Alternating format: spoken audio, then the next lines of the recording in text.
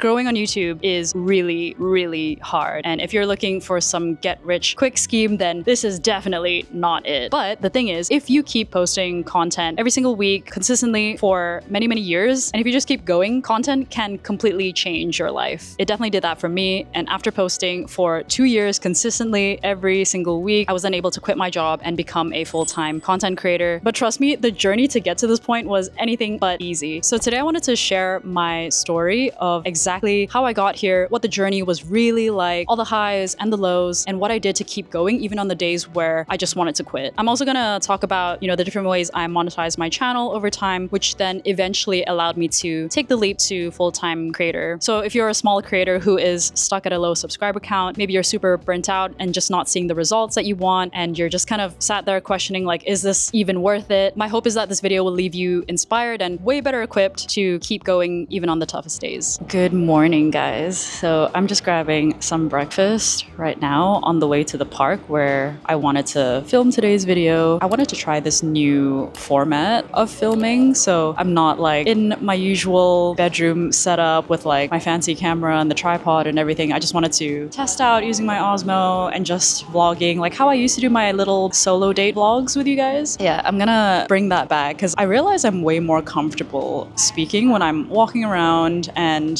doing something as opposed to like sat in my living room or in my bedroom, just like talking to a camera for like an hour straight. So trying out this new thing. And also because I'm traveling around a lot, especially within the first 6 months of 2026, I figured it'll be way more interesting and way more fun to also show you guys more of that journey, the places that I'm going to, because it's a lot. Like there's a lot of travel plans for sure that I'm very excited about, but also low-key anxious about too, because a lot of, logistical stuff that I have to deal with, of course. But I mean, it's all good problems to have, and I'm trying not to focus on that side of things. But speaking of focusing on the brighter side of things, I am so excited to be eating breakfast today. I haven't been eating breakfast for the past like 2-3 weeks, but I knew that I was gonna film today, and usually I like to treat myself on filming days because then it helps me to associate filming with the reward of having nice food. And I also ordered like a sea salt iced caramel latte, which, I never usually drink coffee in that way. I always just drink an iced Americano, no sugar, no milk, no nothing. But yeah, like I said, usually when I'm filming, I'll either treat myself like before or after, or maybe both. So I got their signature like chicken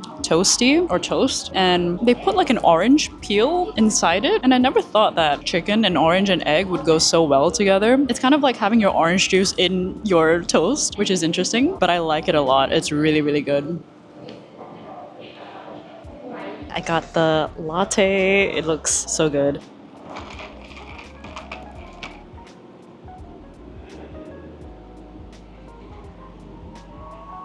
That's so good. This is just perfect. All right, so I'll see you guys at the park.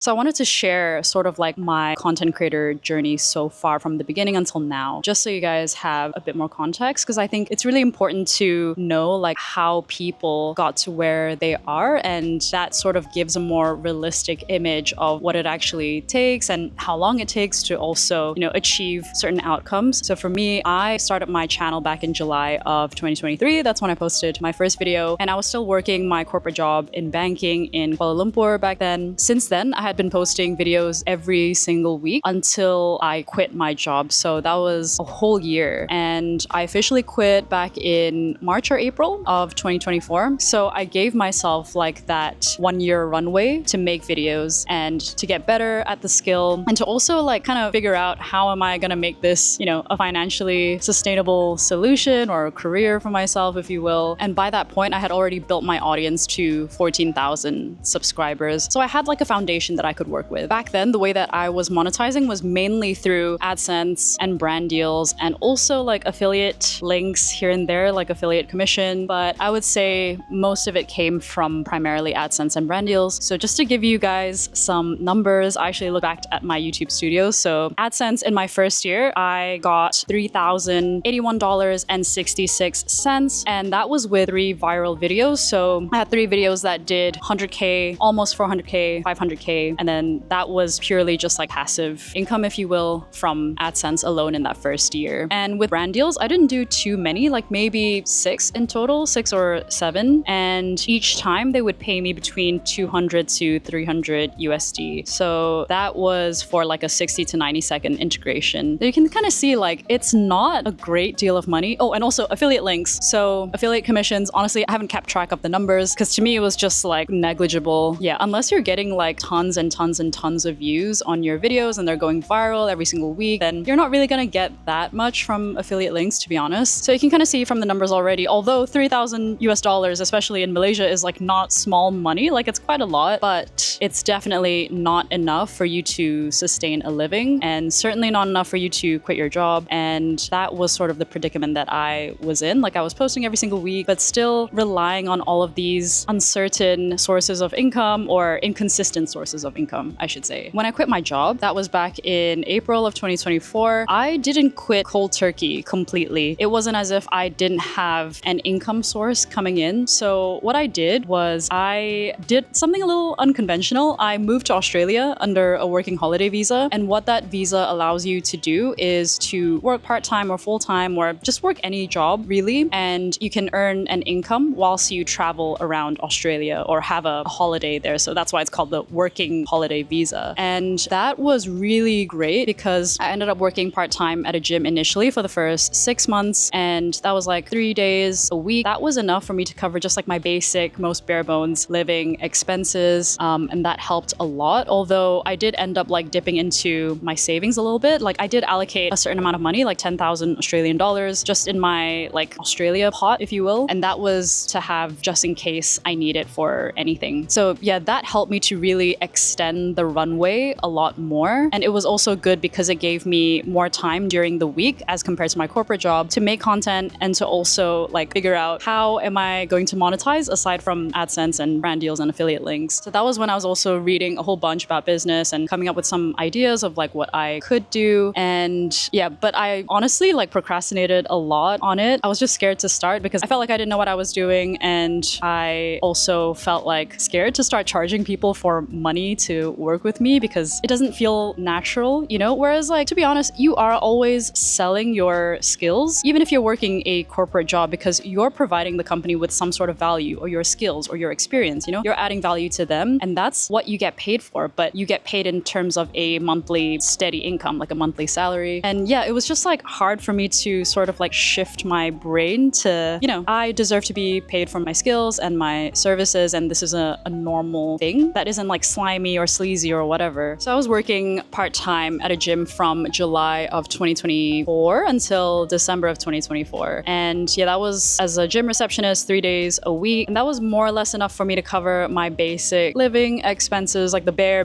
essentials. But I was still like using up my reserves, that pot of money that I saved up for Australia, and using that like little by little. And it was in November of 2024 where I realized that I was one rent payment away from just wiping that entire thing out. Yeah, basically I was slowly running out of money. And by then I already had some ideas of what business I wanted to start. And I felt like I had the knowledge already. I just procrastinated on it because imposter syndrome, I didn't feel like I knew what I was doing. I felt uncertain, and you just feel scared whenever you do things that you've never done before, which is, you know, normal. But yeah, that I procrastinated a lot on that. And my first business idea was to just help people with their content, like growing their channels. If anything, that's like the one skill that I've really put so much of my time, effort, and money into learning. So I've invested a lot in getting better at that. And it was something that I had a lot of experience in after having done it for like a year and a half at that point. What gave me that idea initially was that, you know how they say when you start a business, you should start one only when people ask you to. And the one thing that people kept asking me a lot was questions around content and how do you make your YouTube videos and, you know, things like that. And I was like, well, this is something that I feel pretty comfortable teaching. exhausting because I've done the reps and I've been making videos every single week for a year and a half and had grown my like subscriber count to, at that point, I think 25,000, I think was what I was on around end of 2024. So yeah, around like 25,000 subscribers. And you know, it's not an easy feat for sure. Not to say that 25,000 subscribers is like a ton or that I'm, you know, I've made it or I'm famous. Like by no means am I, you know, saying that whatsoever. But it is a hard thing to crack, like content, especially YouTube. And it takes a really long time too and a lot of reps. And so I had gained like some level of credibility in that area. Yeah, if anything, like content is the one thing that I've invested the most time, money, and effort into to like better myself at and to learn about and all of these things. And yeah, my whole life I'd never really developed any real skills other than just studying really well, being book smart, and knowing how to pass exams. But I don't know, it's like, yeah, you can say it's a skill, but also not really, you know what I mean? So yeah, I just felt like beyond that, I spent so much of my life just being that good type A student who always got good grades. And then, you know, the plan was to go to uni, also get good grades there, graduate with a decent degree, and then go work at some fancy corporate job and earn a lot of money through that. But got to that point and realized, oh, this is not for me. And then within the span of a few months, my whole life just kind of crumbled internally because what I thought I wanted wasn't actually what I really wanted. So content was like the one skill that I felt I had developed to that extent, to the point where I could charge for it and I could create a business around it. So that was when I decided to start coaching people and consulting people in YouTube growth. Started that in November of 2024. I started off with doing like one-off calls with people, and then, you know, you can book multiple sessions with me if you want. And then eventually started like a 3-month coaching program. I started my business whilst I was still working part-time. July 2024 until December 2024, I was working part-time at a gym as a receptionist. And then January of 2025 until March of 2025, I then went to work at another gym, but this time as a sales rep. So I was selling gym memberships to people. And that was so helpful because then it taught me the skill of sales. Like I had never had any sort of background in sales before. I never learned it in school or uni and only really knew about it kind of from business books that I'd read. And yeah, that was really great because then I took like some training in sales. It was like 3 days that the gym paid for. And it also gave me a ton of practice because I had to cold call like 40, 50 people every single morning and then book appointments for the afternoon and then show people around the gym and try to sell memberships to them, overcome their objections and things like that. So it's exactly how you would do so within your own business. And that helped me a ton, I think, to accelerate my progress with my own like creator consulting and creator coaching. So the gym sales job was a full-time role. Like I couldn't do it part-time. And I was working Monday to Friday, like 10 till 7 p.m. every single day. And I would work on my YouTube channel in the mornings, like from 7 or 8 a.m. until I had to go to work at the gym. And when I would come home, sometimes I would have dinner at like 7:30 or 8 whilst answering to client emails and also working on my own content stuff. So yeah, it was really full on, I would say, for those first 3 months in 2025. And then from April until July of 2025, I went part-time. So only working 2 days a week just to like focus more on my business. And I was really burning out super hard already with juggling, you know, everything. And it was only when I left Australia in July of 2025 where I took the leap to actually quit any sort of like part-time, full-time work and solely just focus full-time on my content and on building my own business. So I wanted to share my story because although I quit my corporate job like 2.5 years ago, I didn't fully quit working and I didn't become like a full-time content creator until like 6-7 months ago. And that's one of the things that I wanted to highlight is that, you know, people paint this rosy picture of quitting your 9 to 5 and, you know, doing your own thing and having time, location, freedom, whatever. But the journey to get there is really not easy at all. And you do have to face like a few years of eating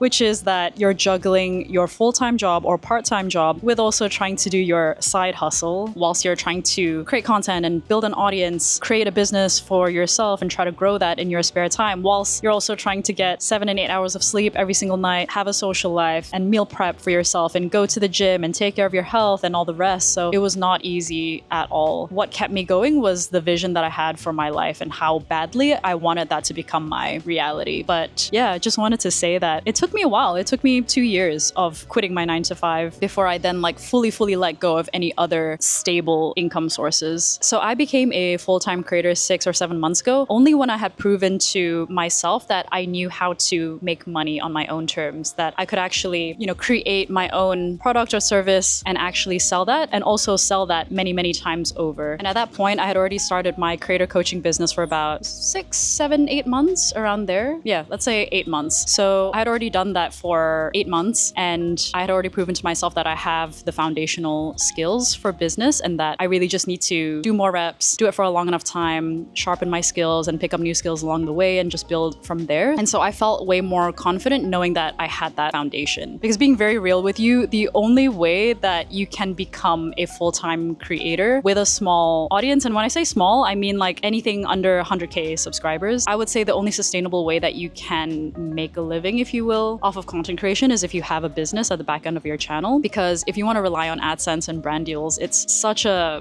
one, if you don't have a massive audience or you're not getting tons and tons and tons of views per video, it's very hard to make a lot of money through there because AdSense, of course, relies on CPM, how many thousands of views you get per video. And then for brand deals, that also, the rate that you can negotiate with them is dependent on how well your videos perform. And there have been so many times where brands have tried to lowball me, or they're just like, oh, based on your average or median view count, whatever, this is the maximum that we can give you. Honestly, I just got so tired of it to the point where, I did those 6 or 7 brand deals at the beginning of my content creation journey, realized it really wasn't that. I didn't get very good ROI on that. So I decided, okay, I'm just going to focus on building my channel and building my audience and getting enough views so then in future, it's easier to negotiate a higher rate. And that was a good move on my part, I think. So by the time that I started doing brand deals again, in July of 2025 onwards, that was when I would get 1,005, 2,000 per sponsorship. Yeah, it takes time to get to that point, and also depends on your niche too, because back then I was making more money-related content, business-related content, so the amount of money that you can get through sponsorships is a lot higher, and also CPM on YouTube is much, much higher with personal finance and money-related niches. And the other thing as well is I actually built a financial cushion for myself. So I had,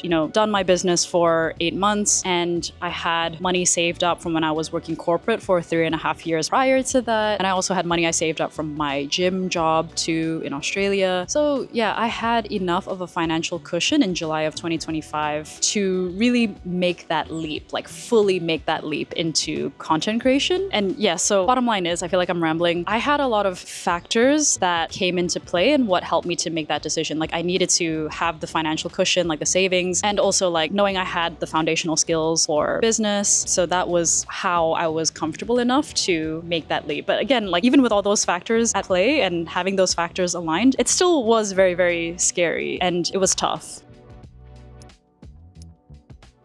And of course, during that time, I experienced a lot of small creator struggles, as I'm sure you guys watching are facing too or can relate to. For example, periods of stagnation with my growth. When I first started my channel, I was stuck on 10,000 subscribers for 3 months. And I remember that first plateau was so painful to me because I was so used to having steady growth from the beginning. And I really genuinely felt at that point that this was the end of the road for me. And maybe YouTube was always going to be this pipeline dream and I'm always going to have a corporate job, and you start having all these catastrophic thoughts. And then I plateaued again. It was January until July of 2025. So that was when I started the business. And yeah, that also was very challenging because obviously you need to grow your audience in order to also grow your business as well. So I felt like I was kind of stuck at a certain level with the business because of that. 6 months of stagnating at around 34, 35,000 subscribers. So that was also super, super painful. Your video is not performing well, getting 8 out of 10, 9 out of 10, 10 out of 10 videos back to back. And I guess like for those of you who don't know, that's how YouTube ranks your video. Basically what it means is that for the last 10 videos that you posted, this is where your current video ranks. So if it's saying 10 out of 10, that means that it is the worst out of the last 10 videos that you posted in terms of views. And also a major struggle was of course balancing full-time or part-time work with my content creation for the first 2 years of me making videos. So firstly, it was my corporate job in finance in Asia, which of course, as you guys are probably aware, Asian work culture is like super hardcore and you're always working very long hours. And then after that was working at the gyms in Australia. So I burnt out super hard on multiple occasions throughout those 2 years. And I was going crazy, like trying to balance everything and just trying to manage it. And of course, there were sacrifices that were made. Like I didn't see friends or loved ones as much, maybe like once every 2 weeks sort of thing. To be fair, that's kind of enough for me because I'm a hardcore introvert. But, you know, for a lot of people, I think that would be a major point of sacrifice, like if they had to give up their social life and that sort of thing. Because my weekends were spent mainly working, because Monday to Friday, I would be working on something else. And so the reason why I wanted to share all this is because for those of you who have a small YouTube channel or you're trying to grow an audience and you're trying to build a business from it, if you're going through all of these struggles, know that this is all completely normal and this is what the path looks like. And, you know, just because you feel bad sometimes or you feel like you're struggling a lot and you're always doubting yourself, like it doesn't mean that you're not cut out for this. This is just how the journey is. Like it's not an easy journey. And yeah, I wish someone had told me that back then whilst I was going through all of those struggles and just, you know, feeling so alone in that journey, struggling by myself. And, you know, whilst I say that the journey is difficult, it takes a long time and you're struggling and you're feeling lonely and you have a lot of self-doubt, what I will say is that it is worthwhile. I have never felt so fulfilled in my life doing this. It's because I'm struggling for something that I think is worth a struggle. And yeah, so if you are a small creator, it's like you need to have that big why or that big vision for your life, the reason for why you want to do this whole thing. Because if that's not strong enough, then, you know, it's very easy to just fall off the path. So a little bit of a CTA break before we get to the second part of the video. So if you're a YouTube creator and you've been posting for a while, but not really seeing results and you're not really growing your channel, my Creator Accelerator program is accepting more applications now. And basically it's a program that helps creators like you to grow your audience, get more views, get more subscribers, and eventually turn YouTube into a sustainable income source. So you can find out more about it and also apply if it feels right for you using the link in the description below. Okay, so back to the video. Here's everything that helped me to survive being a small channel. The first thing is I really needed to develop this radical level of self-compassion. So this is something that took me a really long time to learn for myself because my whole life, I'd always tied my self-worth to external metrics that are, you know, acceptable for society. For example, you know, if I got good grades in school, then I would feel good about myself. Or, you know, if I got more money from my job or had a good salary, then I would feel good about myself too. And so, you know, I always tied all of these external metrics to my self-worth as a person, and that carried on into my content creator journey. So if I had a video that didn't do well, or if my subscriber count was stagnating, or if I wasn't like growing the channel as fast as I wanted to, then I would immediately think like, oh, I'm such a bad creator, I'm not cut out for this, and, you know, I'm less valuable or less worthy. I can't really explain it. Also, it's really hot and I can't think right now, but you know what I'm trying to say? Yeah, tying my self-worth to external metrics like views and subscriber count. But in business and content, and this is something that they do not teach you at all in school, is that failure is never a personal thing. And so if you fail, it literally is just data. And when you're in business or content, you need to look at everything that you do as like a mini experiment. So for example, you post this video with this kind of topic and maybe you change the thumbnail style a little bit. Then if that video doesn't do well, it's like, okay, that's just more data for me to then improve upon for future videos. Or like I can see that clearly that style of thumbnail or this kind of video topic isn't hitting. And so, you know, you just pivot and you change and you're constantly iterating on your journey. And yeah, just like treating it like an experiment, like, okay, this didn't work, let me change a variable and then see what results I get here. And just doing that over and over and over again. So the second thing that helped me a ton is knowing that the journey is going to be long and hard. Like it's really important to set your expectations right from the beginning, because if you go into this expecting that it's going to be a get rich quick scheme and you're going to get success overnight, then you will struggle really hard on this journey because content takes a long time. With business too, like people say that you need at least 3, 4, 5 years to really reach any sort of success. And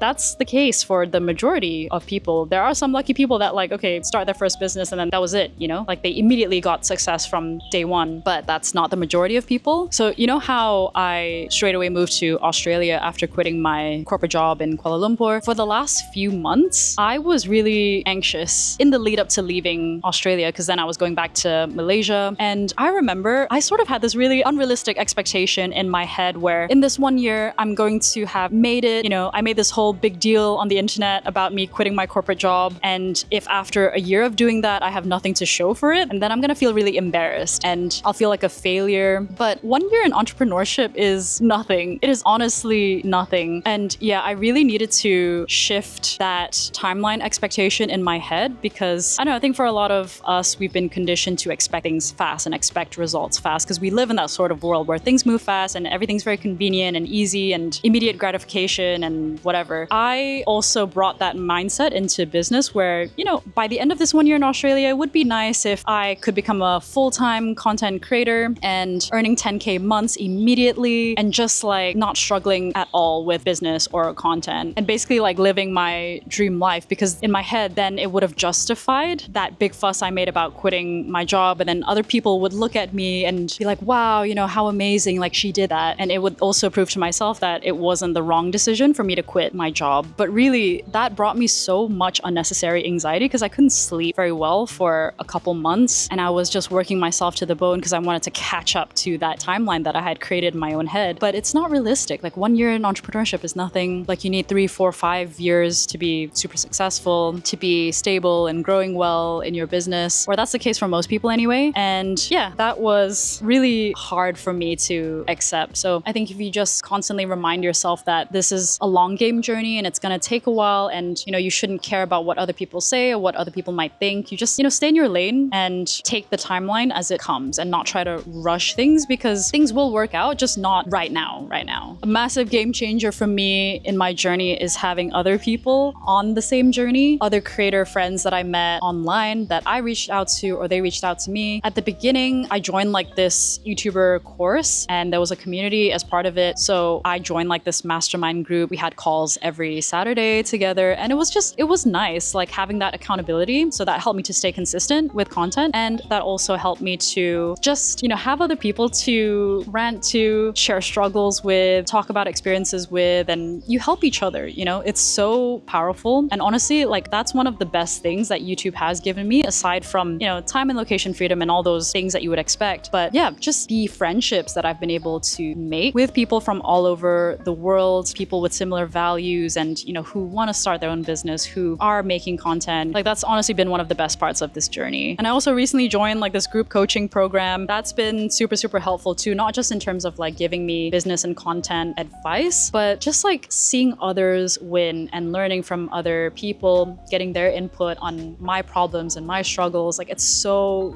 incredibly valuable. Another thing is also measuring wins aside from the typical metrics like views and subscribers and money. So for me, it was like what I said about making new friends and making connections in my life with, you know, people that I really connect with very well on a lot of levels, like our goals for ourselves and how we envision living our lives and our values, the way we want to live. People also like to nerd out about content creation and business. Like I love that a lot. Another thing is also the impact that you have on people when you start creating organic content. It's incredible. Like the number of messages that I've received throughout the years and emails from people saying how, you know, your content really inspired me to do this, or it really helped me with this struggle that I've been having in my life. And, or even just from an entertainment aspect, it's like, I love following you on your journey. Like it's so interesting and it's so great. I'm so happy that you quit your job and now you're, you know, nomading around Southeast Asia doing this thing. You know, just being able to reach so many people from all over the world. Like I've had messages from other people saying, I'm rooting for you from Barcelona, or I'm following your story from Paris. And I even had a couple times in Australia where like I have been approached by complete strangers, like in public, saying that they watch my content. Like one was at